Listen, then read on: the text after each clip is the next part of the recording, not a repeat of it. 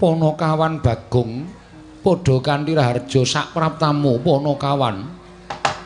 Nun amit pasang Kalimantabe tinebena ing iladune dumawahing tawang towang sinuwun linepatna ing tulak manuk. Menawi wonten lepat anggen kula munjatur ngersa paduka Gusti kula ingkang sinuwun diagung pangaksami kepareng ngaturaken sembah sumungkeming pangabekti kula kunjo nggih sinuwun.